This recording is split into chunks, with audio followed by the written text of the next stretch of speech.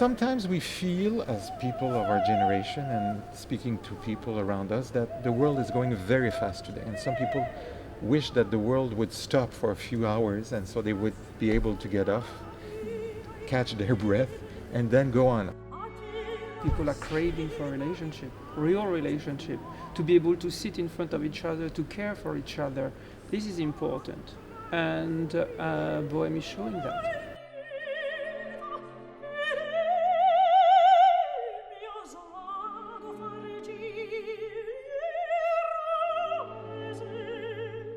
We decided to do a prologue where we have tourists that are coming to visit this flea market, and some of them are very contemporary with their selfie stick, and there's the activity of tourists visiting a place, and among the tourists we have a young lady. We have this sick tourist who is coming through the Marché aux Puces, and she projects herself into the story.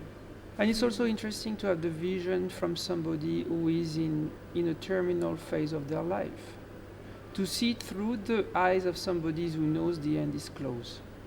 And this is really what Mimi is doing.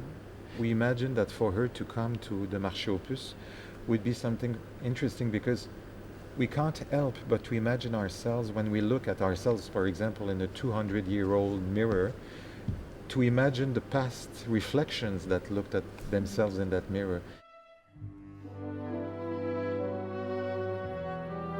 She's surrounded in the Marché aux Puces with a street entertainer who's singing songs of the 1920s of Josephine Baker, who was a fantastic artist who was coming from the United States and St. Louis, who was segregated in the United States and who became the toast of Paris in the 1920s. We chose the 1920s because the 20s is an era full of energy in Paris. Paris, the 20s, Paris was the place to be. Every chorus that are in La Bohème have a definite character. There are Serge de Diaghilev, there are Ida Rubinstein, Picasso, Olga Koklova, and Ernest Hemingway, and everybody has interactions. So even if we do not know as an audience member, oh, this is Picasso, in fact they may recognize him, okay, or this is Iggy Guggenheim, there is an interaction that was the Paris of the time. And during the production, whenever Mimi is on stage playing the story, we are in the 1920s. When she's off stage, we're in today's time. So she's bringing back the 1920s. People are looking for a sense of community again, which has been lost over the last few years. And Bohème shows us that as a group of friends who take care of each other, it's an interesting thing to see again. And there's a little bit of each of us in these characters. The music is to die for, honestly.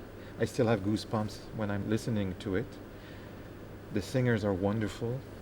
So the appeal of La Bohème is a musical appeal, a theatrical appeal, because it's really a masterpiece and a great introduction to the opera world, in fact. And you just want to see more of it, and that's the goal.